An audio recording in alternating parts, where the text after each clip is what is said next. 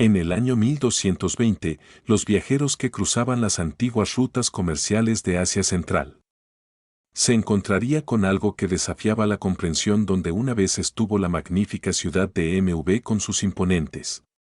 Las bibliotecas y los mercados bulliciosos yacen ahora solo silencio y cenizas, los huesos mismos de un civilización blanqueada bajo el sol del desierto, monumentos a un único momento catastrófico de orgullo.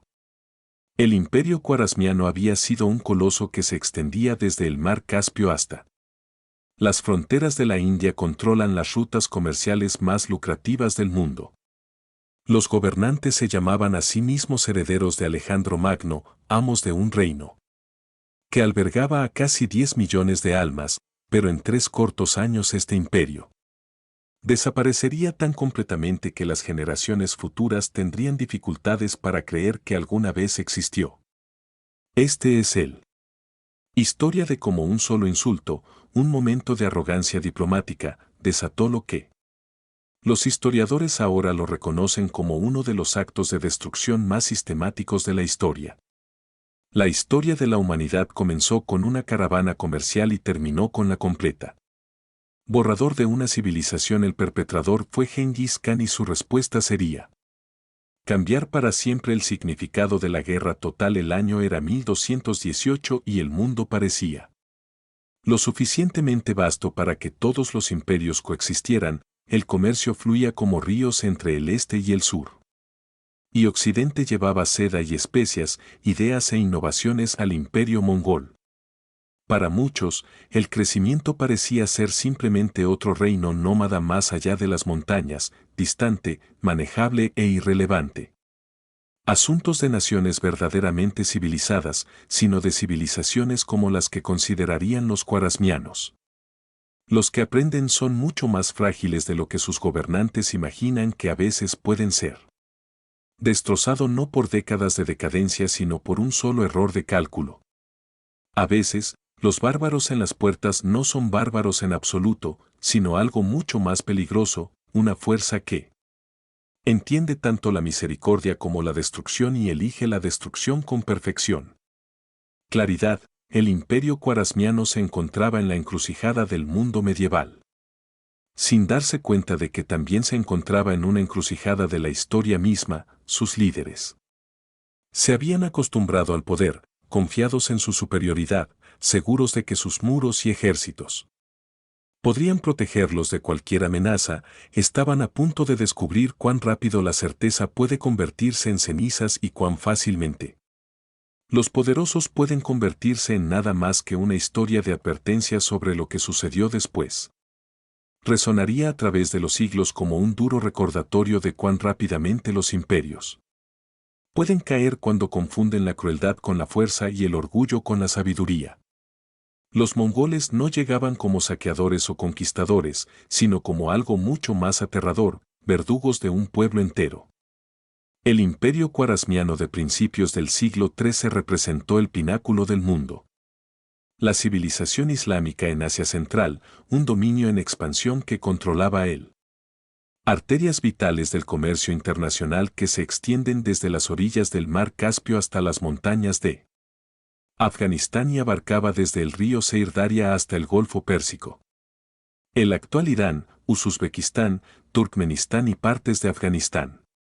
El sultán kazajo Alá-ad-Din Muhammad II, que gobernó este vasto imperio desde 1200 hasta 1220 había heredado un reino ya ebrio de su propio éxito. Los cuarazmianos controlaban la legendaria ruta de la seda, esa red de rutas comerciales que conectaban Europa con Asia, lo que las hacía fabulosamente. Oro, plata, piedras preciosas y productos exóticos fluyeron por sus ciudades. Como ríos de prosperidad, sus ciudades capitales, Samarán y Kara, eran urgentes. Entre los centros urbanos más magníficos del mundo, el poderío militar del imperio.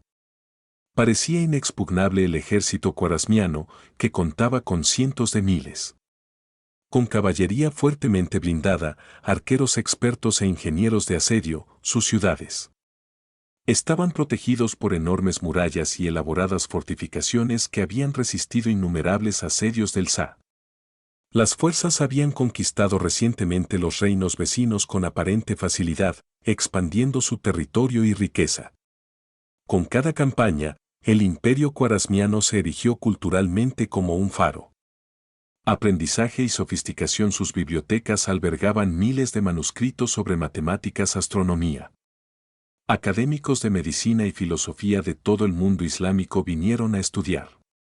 En sus tiempos, sus poetas y artistas eran famosos desde Bagdad hasta Delhi. Se consideraban los herederos de los grandes imperios persas, los legítimos herederos. Tras siglos de civilización y refinamiento, este éxito había engendrado una. La confianza era peligrosa entre la élite guarazmiana, veían a los mongoles como esos jinetes nómadas más allá de los escalones.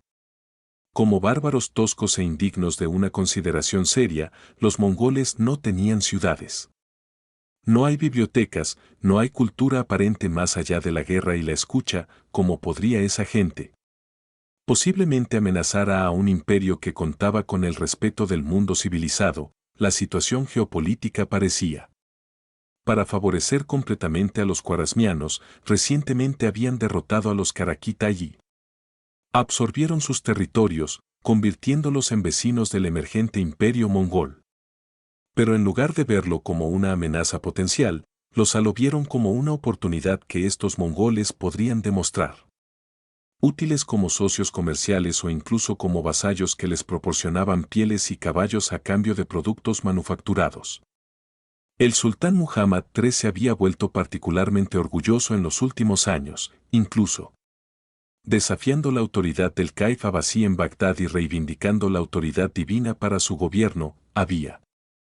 Comenzó a llamarse a sí mismo el segundo Alejandro, creyendo que, como su antiguo predecesor, estaba destinado a gobernar vastas porciones del territorio conocido mundo. Esta arrogancia resultaría ser el defecto fatal de su imperio, cegándolo ante la verdadera naturaleza de la amenaza que se cierne más allá de sus fronteras, la cadena de acontecimientos que condenaría al imperio cuarazmiano. Comenzó de manera bastante inocente en la primavera de 1218, cuando una gran caravana comercial se acercó a la ciudad fronteriza de Otra. Esta no era una expedición comercial común y corriente, sino, más bien, una misión diplomática y comercial cuidadosamente organizada y sancionada por el propio Genghis Khan. La caravana estaba formada por aproximadamente 450 hombres, incluidos comerciantes musulmanes, comerciantes mongoles y lo que pudieron haber sido recolectores de información, una práctica común. En la diplomacia medieval, la caravana transportaba mercancías de inmenso valor: oro, pieles de seda plateada, jade y marfil que valen el rescate de un rey, pero lo más importante es que llevaba consigo la promesa implícita de relaciones pacíficas entre dos grandes potencias. Genghis Khan había dicho específicamente: los comerciantes musulmanes elegidos para dirigir la expedición comprendieron que la familiaridad religiosa y cultural facilitaría el acceso.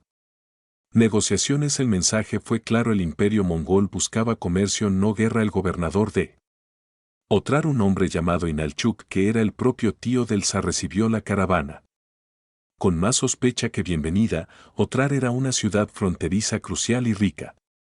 El centro comercial que controlaba el acceso al corazón cuarazmiano. Inchuk albergaba él. Tenía el título de Gai Khan y ejercía una autoridad considerable en la región. También era, según todos los relatos, un hombre impulsado por codicia y paranoia en igual medida. Al examinar las credenciales de la caravana y los bienes de Inalchuk, tomaron una decisión fatídica: declaró que toda la expedición era un nido de espías y ordenó arrestar a los comerciantes. Si esta acusación tenía algo de verdad, sigue siendo cierto.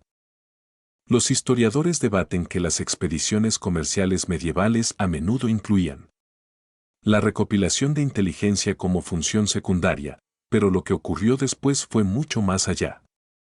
Más allá de las preocupaciones legítimas de seguridad, con la aprobación explícita del Shah Muhammad II, Inalchuk ordenó la ejecución de toda la caravana. 450 hombres fueron ejecutados. Sus cuerpos fueron abandonados para que se pudrieran fuera de los muros de la ciudad, sus bienes, esa vasta fortuna en oro y materiales preciosos fue confiscado y distribuido entre los seguidores del gobernador. Solo un camellero logró escapar de la masacre. Huyendo hacia el este para llevar noticias de la atrocidad a la corte mongol, esto fue más que un simple bandidaje o incluso un asesinato político en las costumbres diplomáticas de los comerciantes y enviados de la época. Eran considerados sacrosantos protegidos por antiguas leyes de hospitalidad que trascendió las fronteras religiosas y culturales. Para matar una misión diplomática era declarar la guerra y matarla así. Estaba a punto de declarar la guerra total, pero los khwarasmianos parecían ajenos a la magnitud de su transgresión. La masacre de Utra representó un fracaso catastrófico del juicio. Fue más allá de la mera codicia o paranoia, demostró una incomprensión fundamental de la cultura mongol y capacidades. Los khwarasmianos habían cometido un acto que en la ley mongol exigieron no solo represalias sino destrucción completa. Habían despertado algo que no entendían y no podían controlar cuando llegaron las noticias de Lothar. La masacre alcanzó a Genghis Khan en su capital, Karakorum. Se dice que la reacción del Gran Khan fue de fría ira.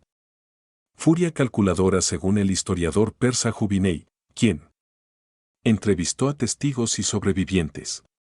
Genghis Khan pasó 3 días y 3 noches solo en la cima de una colina contemplando su respuesta cuando descendió su decisión. Se hizo el imperio khwarasmiano pagaría con su existencia, pero primero Genghis Khan intentó una solución diplomática final en lo que demostraría ser una moderación notable o una maestría.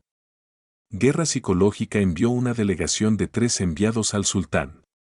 La misión de Muhammad II incluía un embajador musulmán y 2 mongoles diplomáticos y su mensaje fue directo: devolver los bienes robados, entregar al gobernador Inalchuk para que sea castigado y aceptar la responsabilidad por la masacre a cambio de que el Khan considerar el asunto cerrado. La respuesta del sultán Muhammad II sellaría el destino del imperio. En lugar de reconocer el agravio legítimo o incluso intentar negociar, el Shah decidió, para agravar el insulto original con una atrocidad aún mayor, ordenó un enviado musulmán fue decapitado y a los 2 embajadores mongoles les afeitaron la barba.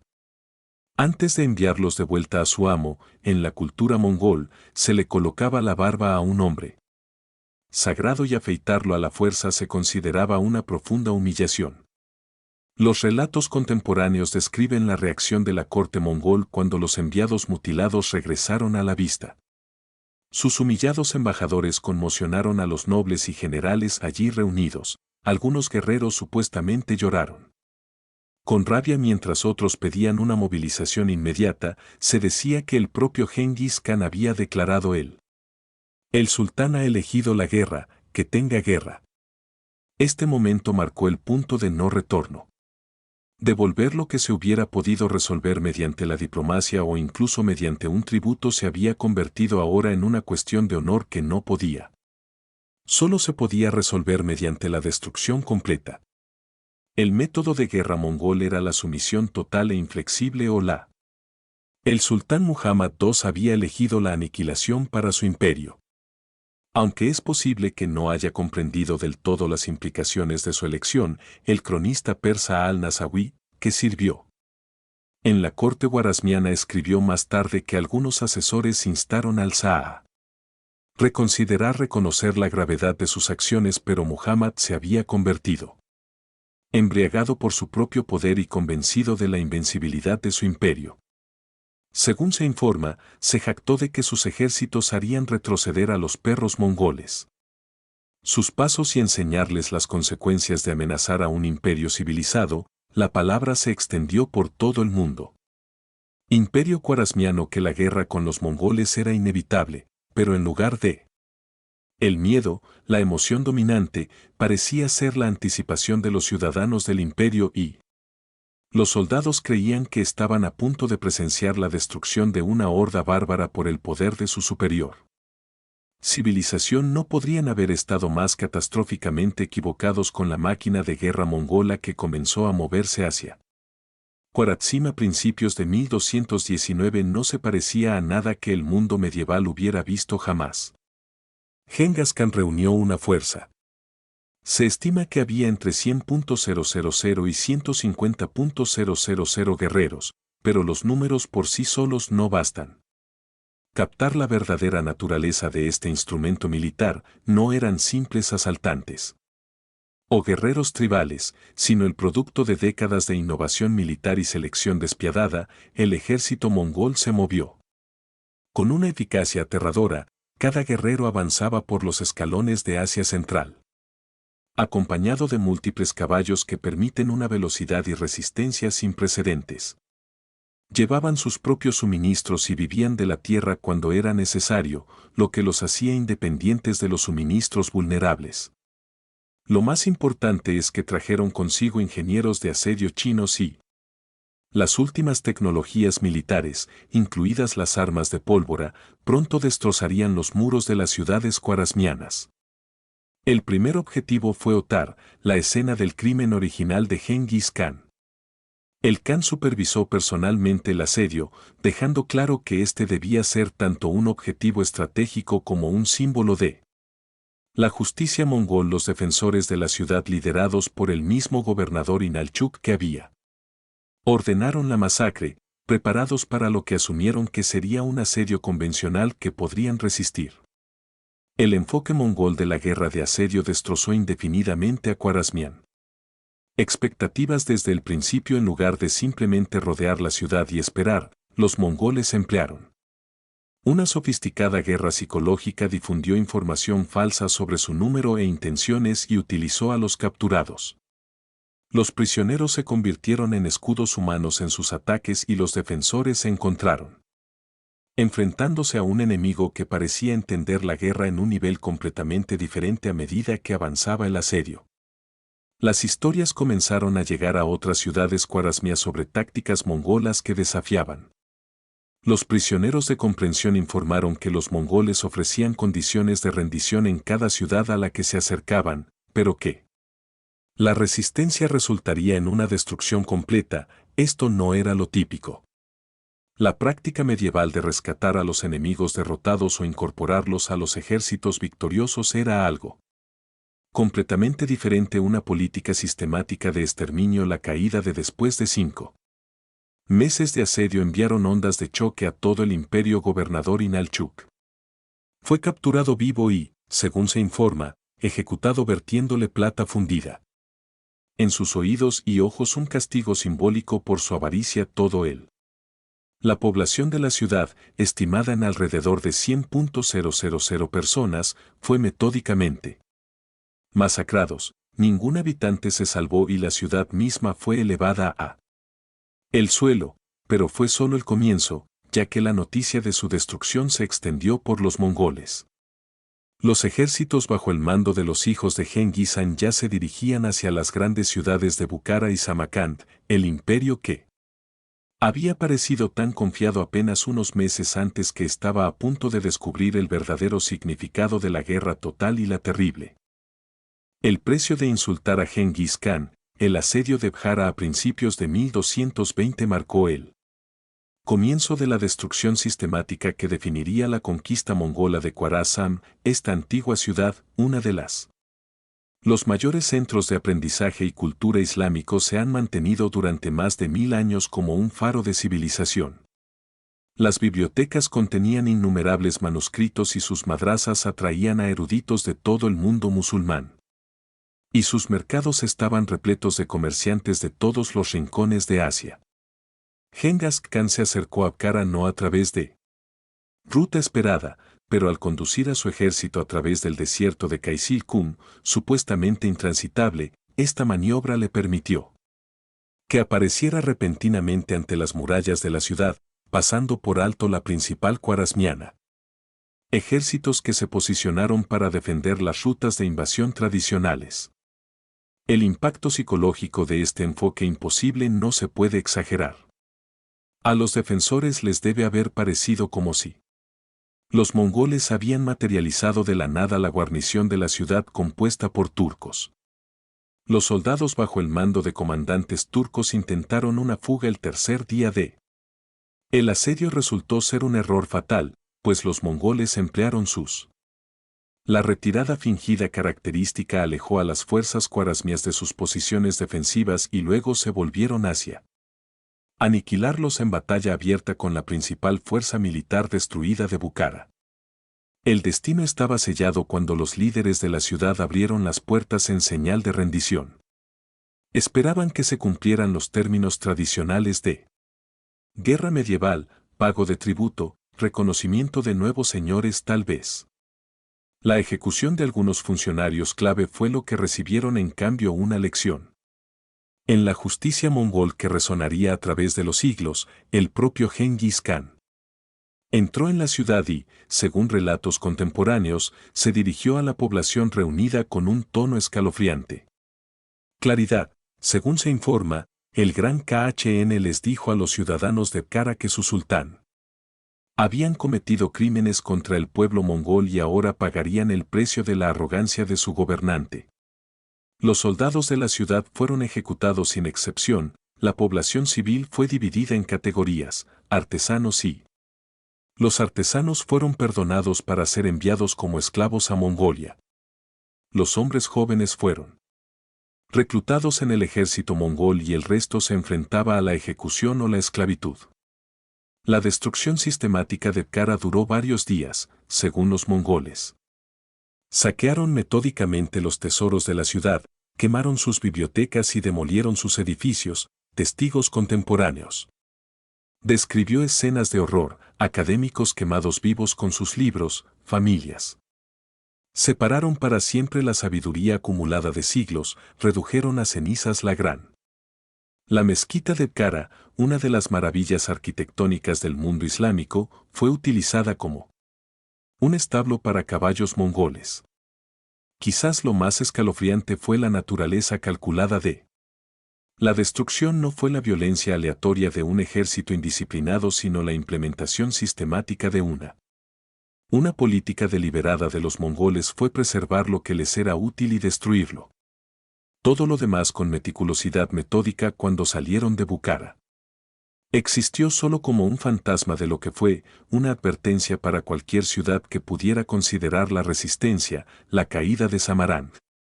La joya del imperio cuarazmiano demostró el alcance total de las capacidades militares mongolas y la completa ruptura de la resistencia cuarazmiana. Esta magnífica ciudad que sirvió como una de las capitales del imperio y controlaban el corazón de las redes comerciales de la ruta de la seda. Fue defendida por lo que fuentes contemporáneas afirman que era una guarnición de 50.000 hombres. Aunque los historiadores modernos sugieren que este número puede ser muy exagerado. El acercamiento de Genghis Khan a Samarkand reveló la sofisticada red de inteligencia que apoyaba las operaciones mongolas. El gran Khan sabía exactamente qué rutas tomar y qué defensas eran las más fuertes. Y que líderes locales podrían estar dispuestos a negociar esta información no llegó. No solo de los espías, sino de los cientos de prisioneros tomados en ciudades anteriores, interrogados sistemáticamente y luego. A menudo se utilizaban como escudos humanos en ataques posteriores. El asedio en sí duró solo 5 días, pero esos 5 días encapsuló la superioridad militar completa de la maquinaria de guerra mongola. Cuando la guarnición intentó una salida, cayeron en la misma trampa que había. Destruidos los defensores de Bukhara, los mongoles fingieron retirarse y extendieron el cuarazmiano línea hasta su punto de ruptura y luego se volvió para masacrar a las fuerzas sobreextendidas al tercer día la mitad del. La guarnición estaba muerta y el sultán Muhammad II hizo intentos desesperados por aliviar la situación. La ciudad se acercó 2 veces con ejércitos de socorro, pero fue rechazada por los mongoles. Fuerzas que parecían anticipar cada uno de sus movimientos. El impacto psicológico de. No se puede exagerar la importancia de estos intentos fallidos de socorro, pues demostraron que defensores en todo el imperio que su sultán era incapaz de protegerlos incluso en su propia capital. La rendición de Samarcand se produjo al quinto día, pero la respuesta de Gengis Khan reveló la evolución de las tácticas mongolas hacia una crueldad total a pesar de aceptarla. Tras la rendición de la ciudad, ordenó la ejecución de todos los soldados que habían portado armas contra él. Esta violación de los términos tradicionales de rendición enviaron un mensaje claro de que no habría piedad para aquellos que resistieron sin importar cómo finalmente sometieron a los civiles. La población de Samarkand se enfrentó a la misma clasificación sistemática que había ocurrido en Bukhara. Los artesanos fueron perdonados de la esclavitud. Los jóvenes fueron reclutados y el resto se enfrentaba a la muerte o la deportación contemporánea. Los relatos describen una escena de horror metódico, familias destrozadas, tesoros, edificios saqueados y demolidos con precisión de ingeniería. Los mongoles habían perfeccionado el arte de la destrucción urbana. Pero quizás el aspecto más aterrador de la caída del Samarkand fue su velocidad en menos de una semana, una de las ciudades más grandes del mundo se había reducido a una sombra de lo que era. Las implicaciones eran claras para cualquiera que tuviera ojos para ver si Samarkand podía caer así. Rápidamente ninguna ciudad del imperio estaba a salvo, el imperio khwarasmiano no solo estaba siendo conquistado, fue borrado sistemáticamente la persecución y muerte del sultán. Muhammad II marcó el colapso total de la resistencia centralizada al régimen mongol. Invasión después de presenciar la destrucción de sus ciudades más grandes y la aniquilación de sus ejércitos, la otrora. El orgulloso gobernante que se había llamado a sí mismo el segundo Alejandro huyó hacia el oeste con un pequeño séquito de seguidores leales que abandonaron su imperio para salvar el suyo. La vida de Gengis Khan asignó a sus dos generales más grandes, Subutai y Jbe, a perseguir al sultán fugitivo con una fuerza de 20.000 hombres. Esta persecución se convirtió en una de las operaciones militares más notables de la historia medieval, que abarca miles de millas a través de terrenos diversos, mientras los comandantes mongoles demostraban su capacidad para mantener ritmo operativo lejos de su base de suministro. Se movieron con la velocidad del viento y la inexorabilidad de la muerte misma, la guerra psicológica. Los ataques empleados durante esta persecución fueron tan devastadores como cualquier batalla física. Subutai y Jbe sembraron el terror donde quiera que estuvieran. Fueron exigiendo que cada ciudad y pueblo que encontraron les brindara asistencia. Al rastrear al sultán o enfrentar el mismo destino que Bukhara y Samarkand, esto creó una red de colaboradores renuentes y se aseguró de que Muhammad II no pudiera encontrar refugio en cualquier lugar de su antiguo dominio mientras se difundía la noticia de la huida del sultán. En todo el imperio desencadenó una cascada de colapso político. Los gobernadores provinciales y los comandantes locales se dieron cuenta que su soberano ya no podía protegerlos. Comenzaron a hacer acuerdos de paz separados con los mongoles o simplemente abandonando sus puestos. El imperio, que parecía tan fuerte hace apenas 2 años, antes se estaba desintegrando no solo militarmente sino política y psicológicamente. El final llegó en diciembre 1220, cuando Muhammad II murió en una pequeña isla en el mar Caspio, probablemente por neumonía, aunque algunas fuentes sugieren que el shock de perder su imperio contribuyó a su muerte contemporánea. Los relatos describen sus últimos días como marcados por el delirio y la desesperación. La realidad de su catastrófico error de cálculo se hizo innegable para el hombre. Quien había insultado a Gengis Khan murió en el exilio. Su imperio ya era un recuerdo. La importancia simbólica de la muerte del sultán no se puede exagerar, ya que su soberano se ha ido y sus ejércitos están despedidos. Destruyó los focos restantes de resistencia khwarasmiana y perdió toda legitimidad y coordinación que tenía. Había sido un imperio y se convirtió en una colección de ciudades aisladas que esperaban su turno para ser destruidas. Los generales mongoles no lo hicieron. Ni siquiera se detuvieron para celebrar su victoria, simplemente continuaron con la eliminación sistemática de cada centro de resistencia, pero la muerte del sultán Muhammad II marcó solo el final de la Al principio, su hijo Jalal al-Din intentaría reconstruir algún remanente del imperio que condujo a más campañas y más destrucción por parte de los mongoles. Lograron su objetivo inmediato, pero su trabajo de destrucción total estaba lejos de completarse. El borrador metódico de la civilización khwarasmiana continuaría durante los meses siguientes a la fase final de la destrucción del imperio khwarasmiano. Reveló el alcance total de la capacidad mongol para el exterminio sistemático. Las ciudades que aún no habían caído, Nizapur, Herat, y urgentemente se enfrentaron a una elección. Entre la rendición inmediata y la aniquilación completa, la mayoría eligió solo la rendición. Descubrir que la misericordia mongola era un concepto que ya no se aplicaba a esta campaña en particular, la masacre de el 12 y 21 de febrero se hizo legendario por su alcance y metódica ejecución. Esta antigua ciudad, conocida como la perla del mundo, se rindió sin resistencia. Con la esperanza de evitar el destino de otros centros khwarasmianos, su población se enfrentó a lo que la época contemporánea. Las fuentes lo describen como uno de los asesinatos en masa más sistemáticos de la historia humana. Los cronistas persas afirmaron que más de 1 millón de personas fueron masacradas. Aunque los historiadores modernos consideran que esta cifra es exagerada, ¿qué hizo que estos resultados finales fueran tan drásticos? Las masacres eran particularmente horrorosas porque los mongoles las habían organizado de forma organizada. Se desarrollaron sistemas eficientes de ejecución masiva, dividiendo las poblaciones en grupos manejables y asignando cuotas. Según informes, a cada soldado individual en se le ordenó matar a cada guerrero mongol. 300.400 civiles. La matanza continuó durante días con los mongoles metódicamente trabajando con toda la población de la ciudad y áreas circundantes de Nizapur. El lugar de nacimiento del gran poeta Omar Khayyam recibió especial atención porque un príncipe mongol fue asesinado durante su asedio, supervisado personalmente por la nuera de Genghis Khan. La destrucción de la ciudad ordena que ningún ser vivo se salve contemporáneo. Los relatos describen la creación de pirámides separadas de cráneos para hombres, mujeres y niños, incluso gatos y perros. Fueron asesinados para asegurar que nada quedara con vida durante el asedio urgente del imperio.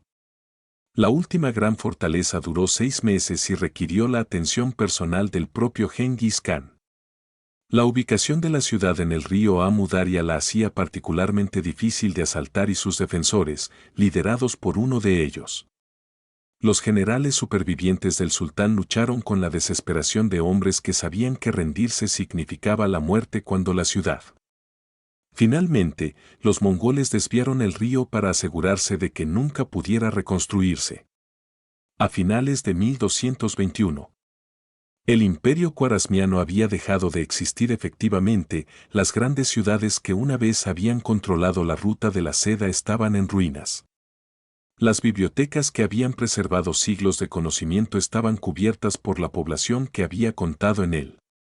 Millones de personas murieron, fueron esclavizadas o dispersadas a los 4 vientos. Una civilización entera había sido borrado de la tierra en menos de 3 años. La naturaleza sistemática de esta destrucción fue lo que lo diferenció de otras conquistas medievales. No fueron simplemente una derrota militar seguida de absorción política, pero algo que se acerca a lo que los observadores modernos reconocerían como genocidio. Los mongoles habían no solo conquistaron el imperio khwarasmiano, sino que lo borraron de la historia, dejando apenas suficientes supervivientes para contar la historia de lo que una vez fue la destrucción del imperio khwarasmiano. Envió ondas de choque a todo el mundo medieval que resonarían durante siglos sobre la velocidad y la integridad de la conquista. Destrozó las nociones establecidas de poder militar e inmunidad diplomática en 3 años. Los imperios más poderosos del mundo habían quedado reducidos a ruinas dispersas y sobrevivientes traumatizados que demostraban que ninguna civilización, independientemente de su aparente fuerza, fue inmune a la destrucción total. El impacto inmediato en el mundo islámico fue catastrófico y duradero. El imperio khwarasmiano había sido Uno de los grandes centros de la civilización islámica, hogar de renombrados eruditos. Para los poetas y filósofos, su destrucción no solo representó una derrota política, pero una catástrofe cultural que hizo retroceder el aprendizaje y la cultura islámicos. Las bibliotecas que contenían manuscritos irreemplazables fueron quemadas durante generaciones, los eruditos fueron asesinados o esclavizados y se perdieron para siempre tradiciones intelectuales enteras debido a las consecuencias demográficas.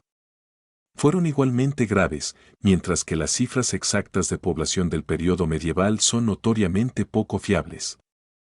Fuentes contemporáneas sugieren que la población de la región disminuyó en un 10%. Hasta el 90% durante la conquista mongol, ciudades enteras fueron abandonadas para el riego.